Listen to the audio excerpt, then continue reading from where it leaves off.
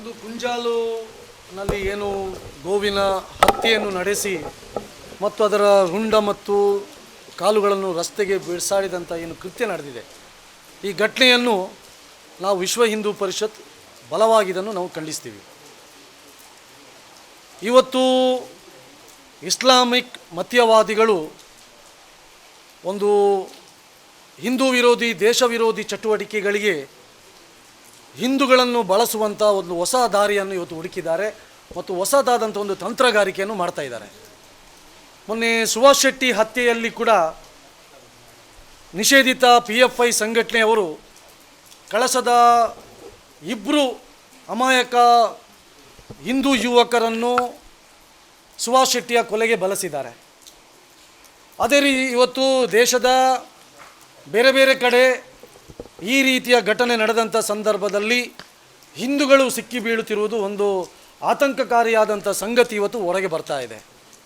ಅದರಲ್ಲೂ ಇವತ್ತು ಬ್ರಹ್ಮಾವರದಲ್ಲಿ ಮೊನ್ನೆ ನಡೆದಂತಹ ಯಾವುದು ಗೋವಿನ ಹತ್ಯೆಗೆ ಸಂಬಂಧಪಟ್ಟ ಹಾಗೆ ಈಗಾಗಲೇ 6 ಜನ ಹಿಂದೂಗಳನ್ನು ಸಮೀಪದ ಪರಿಸರದವರನ್ನು ಇವತ್ತು ಬಂಧನ ಮಾಡಿದ್ದಾರೆ. ಹಾಗಾಗಿ ಇದು ಕೇವಲ 6 ಜನರು ಮಾಡಿದಂಥ ಕೃತ್ಯ ಅಲ್ಲ, ಇದರ ಹಿಂದೆ ಒಂದು ವ್ಯವಸ್ಥಿತವಾದಂತಹ ಗೋ ಮಾಫಿಯಾದ ದಂಧೆ ಇದೆ. ದುಡ್ಡಿಗೋಸ್ಕರ ಹಿಂದೂಗಳ ಭಾವನೆಗಳಿಗೆ ನೋವುಂಟು ಮಾಡಬೇಕು ಮತ್ತು ಜಿಲ್ಲೆಯಲ್ಲಿ ಗಲಭೆ ಸೃಷ್ಟಿ ಮಾಡಬೇಕೆಂಬ ಕಾರಣಕ್ಕೋಸ್ಕರ ಇಸ್ಲಾಮಿಕ್ ಮತೀಯವಾದಿಗಳು ಅಲ್ಲಿಯ ಸ್ಥಳೀಯರನ್ನು ಬಳಸಿದ್ದಾರೆ ಎಂಬಂತಹ ಒಂದು ಬಲವಾದಂಥ ಸಂಶಯ ನಮಗೆ ಇವತ್ತು ವ್ಯಕ್ತ ಆಗ್ತಾ ಇದೆ.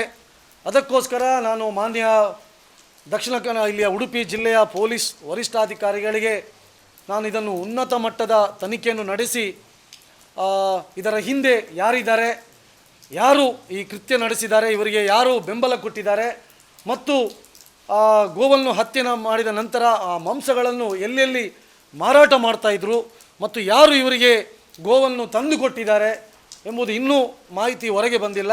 ಹಾಗಾಗಿ ಇದನ್ನು ತನಿಖೆ ನಡೆಸಬೇಕು ಅಂತೇಳಿ ನಾನು ಮಾನ್ಯ SP ಅವರಿಗೆ ನಾನು ಬಲವಾಗಿ ಈ ಸಂದರ್ಭದಲ್ಲಿ ಆಗ್ರಹವನ್ನು ಮಾಡ್ತಾ ಇದ್ದೀನಿ.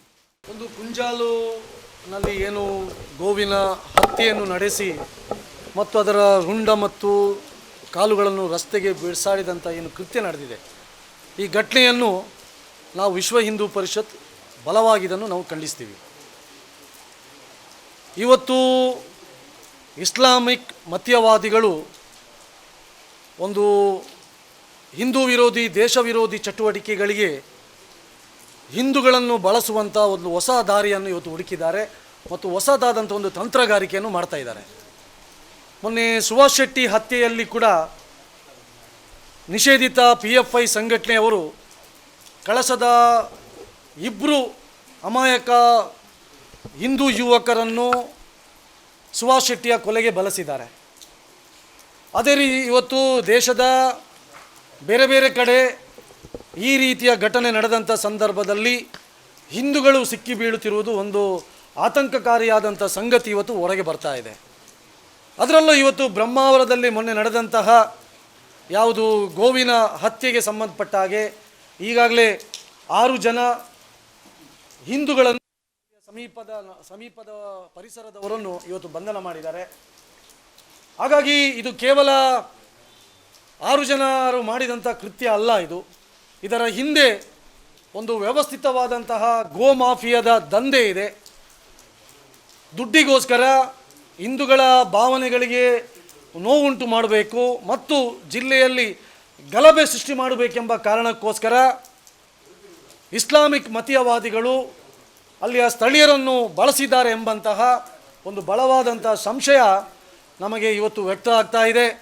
ಅದಕ್ಕೋಸ್ಕರ ನಾನು ಮಾನ್ಯ ದಕ್ಷಿಣ ಇಲ್ಲಿಯ ಉಡುಪಿ ಜಿಲ್ಲೆಯ ಪೊಲೀಸ್ ವರಿಷ್ಠಾಧಿಕಾರಿಗಳಿಗೆ ನಾನು ಇದನ್ನು ಉನ್ನತ ಮಟ್ಟದ ತನಿಖೆಯನ್ನು ನಡೆಸಿ ಇದರ ಹಿಂದೆ ಯಾರಿದ್ದಾರೆ, ಯಾರು ಈ ಕೃತ್ಯ ನಡೆಸಿದ್ದಾರೆ, ಇವರಿಗೆ ಯಾರು ಬೆಂಬಲ ಕೊಟ್ಟಿದ್ದಾರೆ ಮತ್ತು ಗೋವನ್ನು ಹತ್ಯೆ ಮಾಡಿದ ನಂತರ ಆ ಮಾಂಸಗಳನ್ನು ಎಲ್ಲೆಲ್ಲಿ ಮಾರಾಟ ಮಾಡ್ತಾಯಿದ್ರು ಮತ್ತು ಯಾರು ಇವರಿಗೆ ಗೋವನ್ನು ತಂದು ಕೊಟ್ಟಿದ್ದಾರೆ ಎಂಬುದು ಇನ್ನೂ ಮಾಹಿತಿ ಹೊರಗೆ ಬಂದಿಲ್ಲ.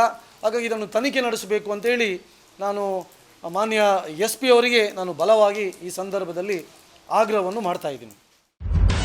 ನಿಖರ ಸುದ್ದಿ, ಸದಭಿರುಚಿಯ ಕಾರ್ಯಕ್ರಮ. ನೀವು ನೋಡ್ತಾ ಇದ್ದೀರಾ ಕಹಳೆ ನ್ಯೂಸ್, ಸಮಾಜದ ಜಾಗೃತಿಗಾಗಿ ವಸ್ತುನಿಷ್ಠ ವರದಿ.